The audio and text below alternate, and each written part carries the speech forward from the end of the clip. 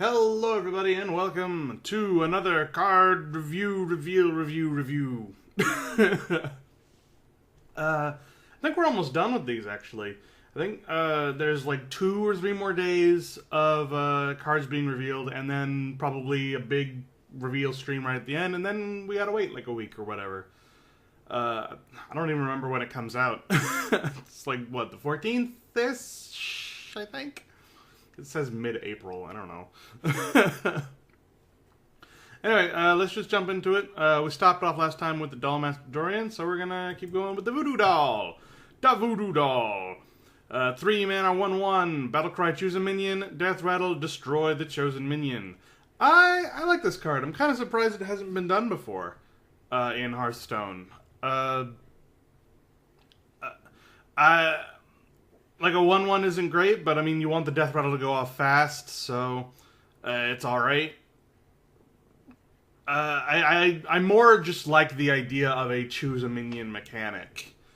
It opens up more opportunities for like a choose a minion at the end of the turn, give that minion +1/+1, or choose a minion at the end of the turn, give it -1/-1. We haven't seen very many of those.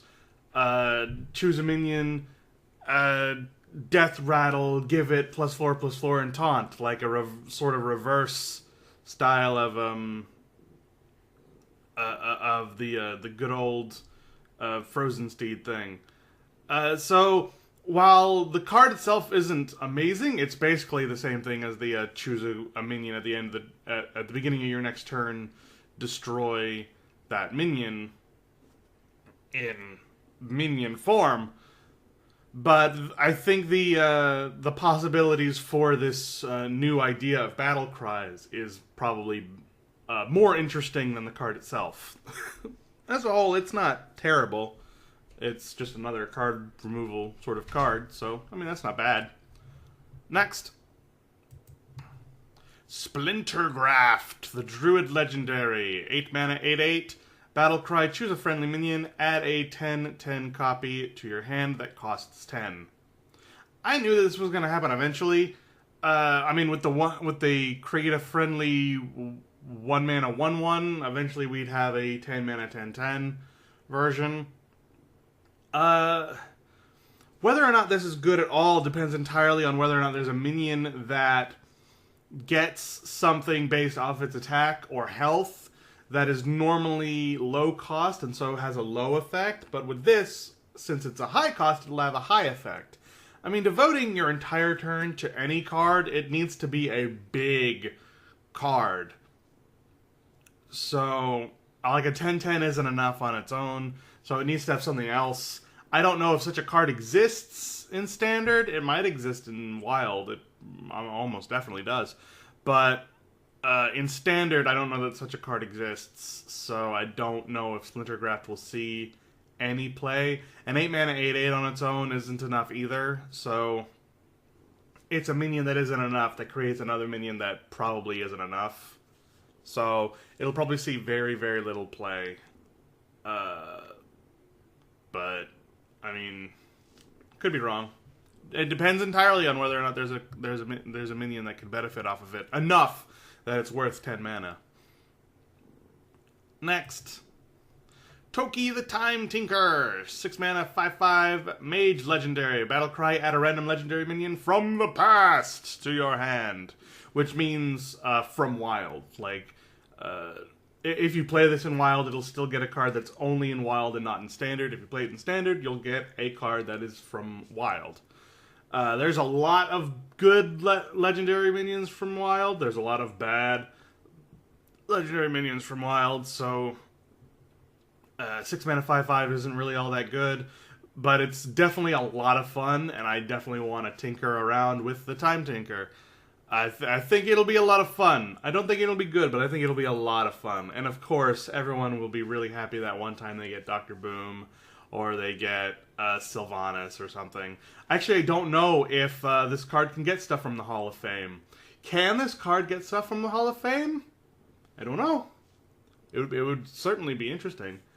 But otherwise, you just gotta wait and see. I also don't know if it can give you legendaries from other classes. I assume it can. So getting like the Ragnaros Light Lord would be pretty neat.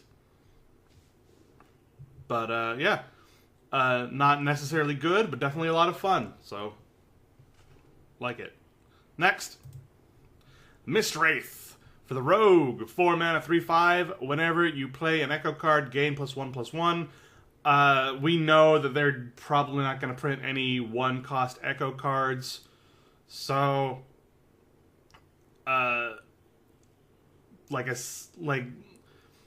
an Echo card specifically just to get this up probably isn't all that good. But if you can get some good Echo synergy going, then maybe. This is a card that definitely wants to be played on like turn 10, so that you can boost it 3 times to become like a 6/8, a 4 mana 6/8 plus whatever effect of your echoes are. It's not like an amazing turn, but it's definitely a serviceable turn. So, I think it really depends on whether or not Rogue really likes Echo cards, whether or not this is played. I think it'll see a little bit of play, especially towards the beginning when we're experimenting with a whole lot of stuff. But whether or not this card is good depends entirely on whether or not Rogue likes Echo cards. Next. Pickpocket. Speaking of, Rogue Echo card, 2 mana. Add a random card to your hand from your opponent's class. I like the idea of Thief Rogue, but it's never really worked. Like, especially, like, it really showcased how much it really doesn't work when they did the Tavern Brawl, which was Rogue with a whole bunch of spells from other classes. Just, like, it starts off with a whole deck of cards from other classes, and yeah, it didn't work then, and it probably won't work now, but I really like the idea, and I really hope that at some point Thief Rogue really becomes a thing. But right now I don't think it is. Maybe with a card like this, it'll get some traction. A Spell Rogue in general is fine, and this isn't just spells, it's a random card. So it could be minions, it could be legendaries. So I want to say it's good, but I don't think it is. I definitely think it's interesting, and if I ever make if I get that legendary rogue minion that creates new legendaries, I'm definitely going to try to make a randomonium rogue, and this card is definitely going to go in that. So yeah. Next. Bellringer Sentry for Paladin. 4 mana, 3/4. Battle Cry and Death Rattle. Put a secret from your deck into the battlefield. So it's like sort of a cheaper, slower, mysterious challenger that would create like the Christmas tree. This just does 2. It does 1 on Battle Cry and 1 on Death Rattle. But if you put 2 of these in there in a secret paladin, then that's just 4 free secrets on top of whatever else you're playing. And it's fairly cheap. It's a 4 mana. 4 mana 3/4 is okay. It's not amazing. I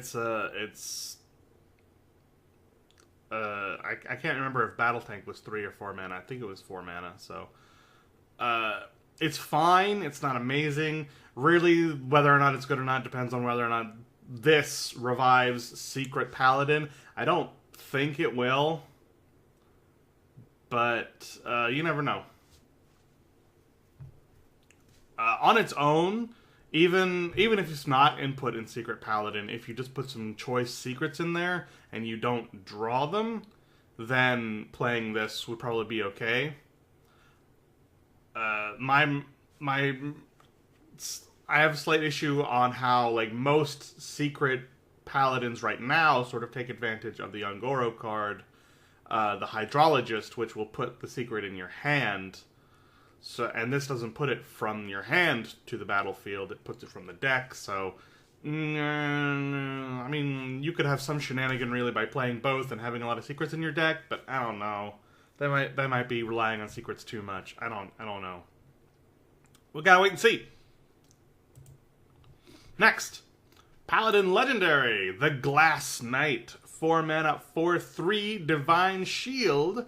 whenever you restore health, gain Divine Shield. This is interesting. This is something that a Divine Shield Paladin would love to have, because you can just get Divine Shield over and over again. Yeah, it requires you to store health, but there are Paladin cards now that will restore health. The Djinn, primarily, that will restore your health pretty regularly. You got the True Silver Champion, I think it's called, what the weapon that will restore your health, and that'll give this thing Divine Shield. And yeah, it really is up to you sort of to buff and keep this guy alive while you're just keep Divine Shield going over and over again. I have a friend who really enjoys Divine Shield Paladin. I think he's really going to like this legendary. Yeah, it's sort of small, it's sort of weak, but you're kind of relying on it having Divine Shield over and over again, and being able to defend it with other cards that also have Divine Shield, or possibly other ways of getting health back. So, or buff cards. So, yeah. I like this legendary. I think it's neat. I like it. I like the thematic that it's a glass knight and it has a low amount of health. And I'm also glad it's not a 4/1, because that would just be unplayable. Granted, at 4 mana, 3 health isn't exactly difficult to get rid of, but at least you can buff that to be playable. 1 health is a little bit harder to do. You could, at 10 mana, play this plus the Spike Ridge Steed, and then it's a 6 mana, a 10 mana 6/9 with Divine Shield, and whenever you restore health, gain Divine Shield. So that is probably the thing you want to go for. Whether or not putting the Spike Ridge Steed on the Glass Knight is worth it, I don't know. Gotta see. Next. The Worgen Abomination. Wow. It sort of flies in the face of, lore, but it's neat. 7 mana, 6/6. At the end of your turn, deal 2 damage to all other damaged minions. Wow, I like this. That's pretty neat. It's expensive, but it's at the end of your turn, deal this. You don't have to do anything with it. And it's to all other damaged minions, so even if this thing gets hurt, it won't hit itself. Whirl Warrior is going to have a field day with this card. I just know it. Rogue might like this card too, because they have that Echo card, deal 2 damage to a minion. So you have that, and then next turn you ping a whole bunch of stuff with that, and then this whirls it all out. But I think primarily Whirl Warrior is really going to like this. Next.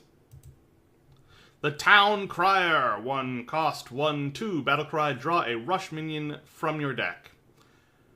Now, I've seen a lot of people say that this card is amazing, and I have reservations. Don't get me wrong, it's good if rush minions are any good.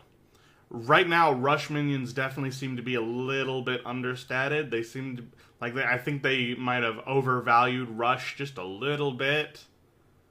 But we could be wrong. I personally haven't done any experimentation with it, so if rush is good, especially primarily in warrior, if a rush warrior becomes a thing, or if there is a really good 2 mana rush minion and you only have that rush minion in your deck, then this could be good. So, yeah, it really entirely depends. 1 mana, 1/2 isn't amazing. It depends on whether or not getting the rush minion is any good. Depends on whether or not rush minions as a whole are any good. We just gotta see. What confuses me just a little bit is that usually when you're drawing something from your deck, it'll say draw a random blankety blank from your deck. But this doesn't say that. It says draw a rush minion, and I don't know if that means a random rush minion or if you get to choose or not. See, in other card games, if it said like that, you would get to choose, but in Hearthstone, I don't know. They sort of flip-flop. It's Sometimes it's draw a random, and sometimes it's just draw A, and both of them mean draw a random.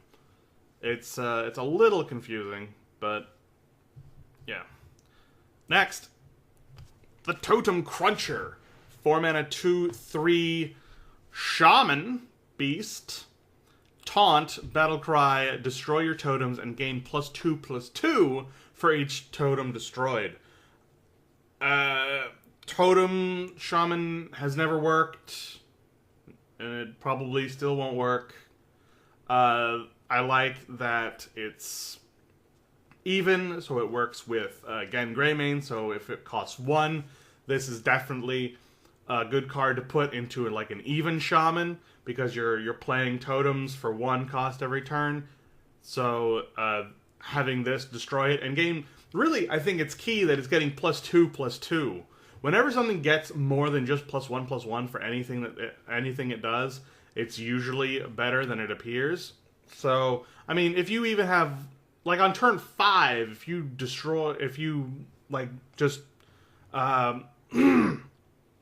if you're playing a Gen deck and you're on turn 5 and you create 1 totem and then you play this, it becomes a 4 mana 4/5, which is okay. It's not a great turn 5 play. It's actually properly statted for a 4-cost card at 4/5. It's Yeti stats. But if you still have some other stuff on the board, then like if you've been doing it every turn since turn 1 and you have like 3 on the board already, or you have 2 on the board already, and you play this, then on turn 4 or turn 5, it's actually going to be a lot bigger than 4/5, and that is what makes it potentially good. A 4 mana 6/7, I think it is. My math is bad. I think it's 4/6/7. That's pretty darn good. The 4 mana 4 mana 6/7 is almost like a 4 mana 7/7, and it has taunt, and you don't have overload. So I mean, whew, that's pretty darn good. And then it just keeps on going up from there. I mean, the dream is to play this with a full board of totems and make it a what? That's 6. So that's adding 12/12 onto this thing. So that's a 14/15. 4 mana 14/15 is crazy, especially with taunt. They'll destroy it for sure, but I mean that's amazing. But it's probably never going to happen. Notably, I don't think we're losing too many of the totem synergy stuff, like the Alakir the Windlord sort of strategy they tried to do for kobolds. So, I mean, combine those two together, maybe there's a totem deck in the Gen Greymane deck. And if there is, then this card definitely wants to be in that. But even without it, I mean, your hero power is creating totems, so it's not going to be hard to get at least a little bit of value out of this thing. So I think it's okay. I think it's pretty good. At worst, it's a 2/3, which is awful, but at best, it's insane. So, much like the rest of Shaman, it ranges anywhere between useless and overpowered. Great.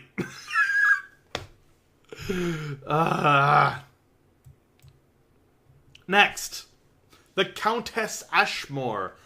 Real quick, this card art, it makes me think of sort of like a what if Alex Straza was a blue dragon instead of a red dragon, is what it sort of looks like to me. But it's cool. The card art definitely looks really, really cool. Right, the actual card though. 7 mana 6/6, Battle Cry, draw a Rush, Lifesteal, and Death Rattle card from your deck. Holy crap, we just lost the Curator and we got a new Curator! Except it's slightly better and worse. It's worse in the fact it doesn't have taunt, but it's better in the fact that it has a little bit better stats, and it's drawing things that are consistently useful. See, with Curator, you're always playing it trying to get that one card, you know? Yeah, it can summon a beast a Murloc and a Dragon, but you're usually only playing it to get either a Beast, a Murloc, or a Dragon. There is no deck that has all three. On the other hand, there are usually Lifesteal and Death Rattle decks in a single deck, and if Rush is any good, maybe there'll be some Rush as well. You'll probably be getting two things out of this card instead of the one thing out of the Curator. The caveat is that this does not have Taunt. And how useful is Curator's Taunt? Honestly, not too amazing. I mean, yeah, it's a serviceable Taunt. I mean, it's only like isn't like only a 4/6 Taunt for 7?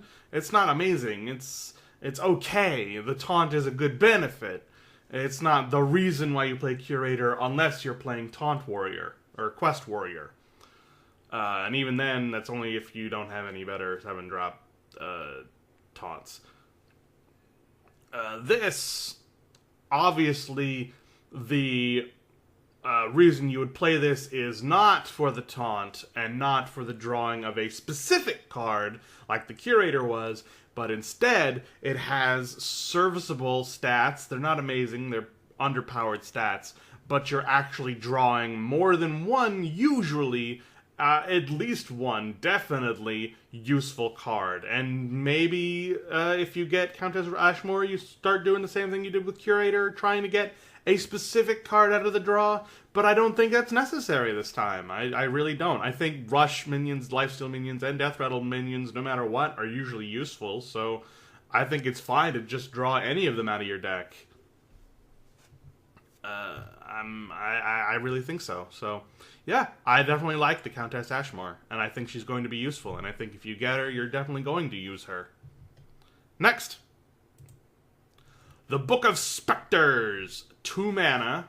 Draw 3 cards. Discard any spells you draw on. No! Not discard, mage! No!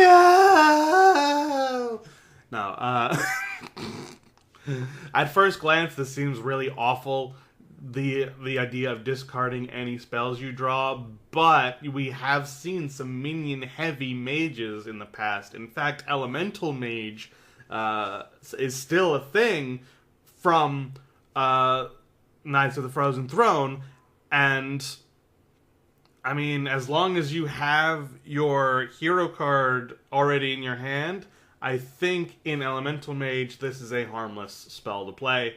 You'll be getting minions primarily. If you have spells in Elemental Mage, it's probably the Spellstone, which you don't mind losing. It's probably Ice Block. Well, no, isn't Ice Block going away? And the hero. And if you have the hero in your hand, then it's probably a safe bet to draw with this Book of Specters. That said, that is a very specific instance in which this card is okay, which makes the card not okay. Discarding spells in Mage makes no sense. So I don't think it'll see play unless it's in very specific kinds of decks. Minion-heavy decks, decks with very few spells, big mage, which is not a thing. They tried to make a thing and it doesn't really work. Elemental mage, very specific instances where this card is okay to play, not just good to play. Otherwise, you would never want to play this card, ever. It is just bad. And that is actually very interesting. There aren't too many cards that are either just okay to play or downright awful, depending on what you put it in. I mean, there are, just not quite to this extent, I feel. So that's very interesting. But I don't think it'll be great. I think it'll see a little bit of play, but I don't think it'll see enough play to actually mean anything. So, yeah. Next. The Mossy Horror! 6 mana, 2/7. Battle Cry. Destroy all other minions with 2 or less attack. On turn 6? But why? I mean, I guess to counter token decks, but by turn 6, I think it's too late. I think they're usually past 2. Aren't they? I would think.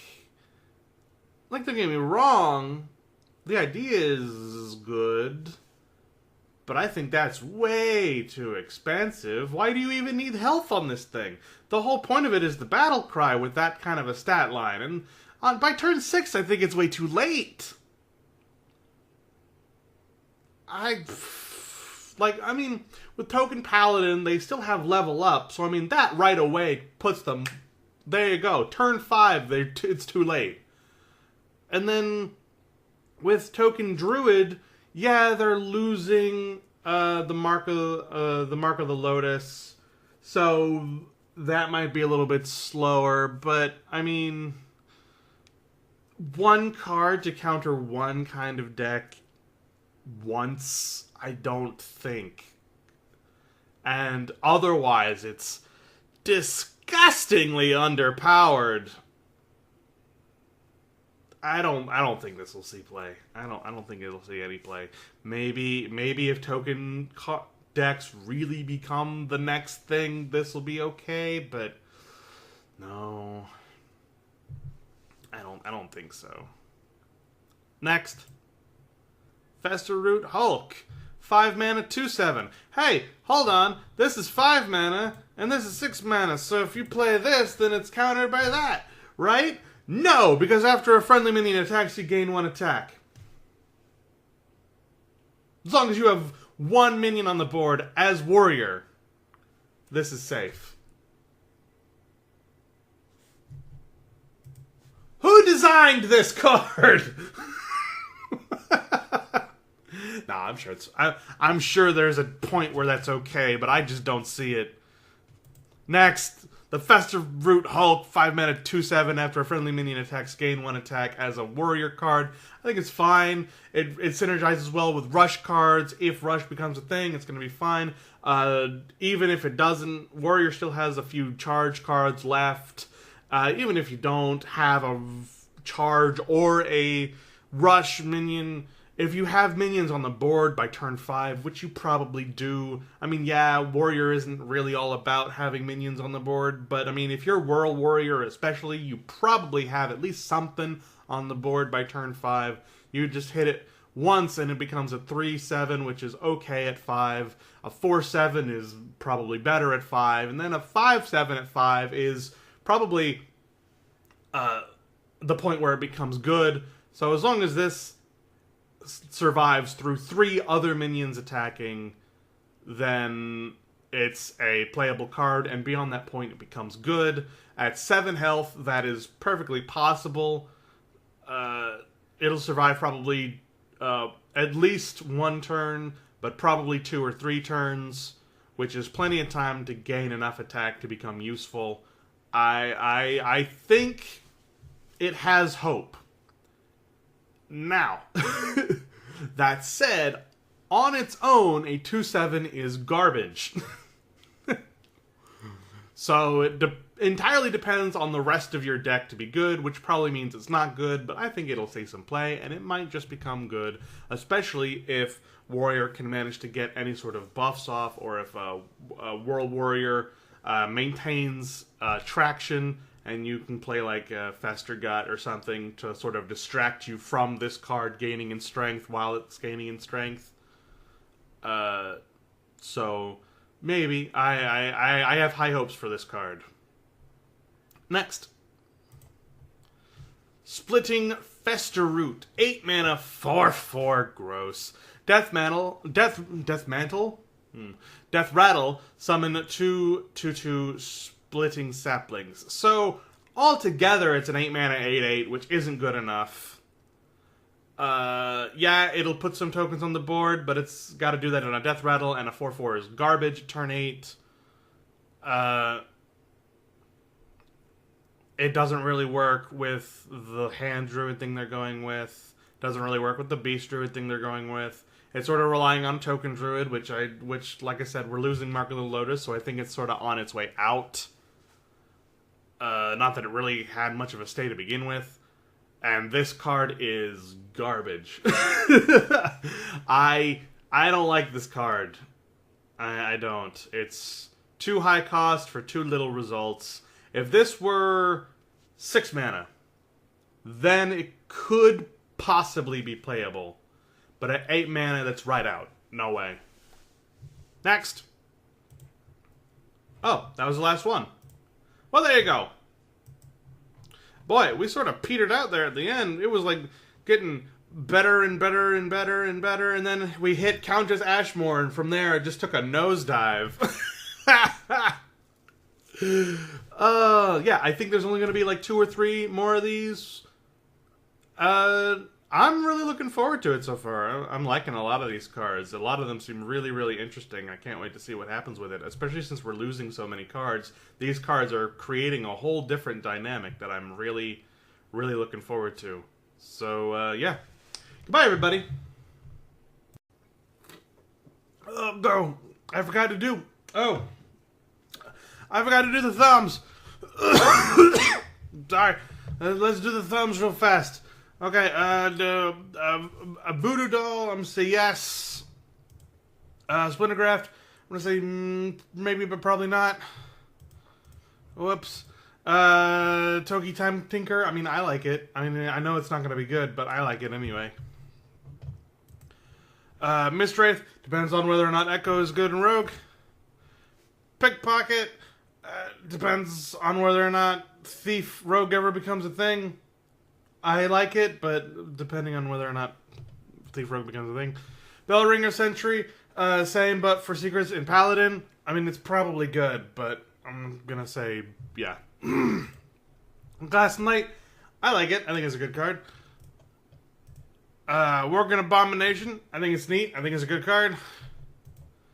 Town Crier, depends on whether or not Rush is good in Warrior. It probably is, but I mean, if it's not, then it's useless, so. Totem Cruncher, I like it. I think it's a good card. Countess Ashmore, heck yeah, it's great. It's replacing Curator as soon as we lose him. Book of Specters, nah, it's bad. It might be usable in a few things, but it's bad. Mossy Horror, same, yeah. Festeroot, I have hope for it, but I'm gonna say maybe. Splitting Festeroot? Nah, that's bad. There, that's the last one. Okay, goodbye, everybody. Goodbye. Goodbye.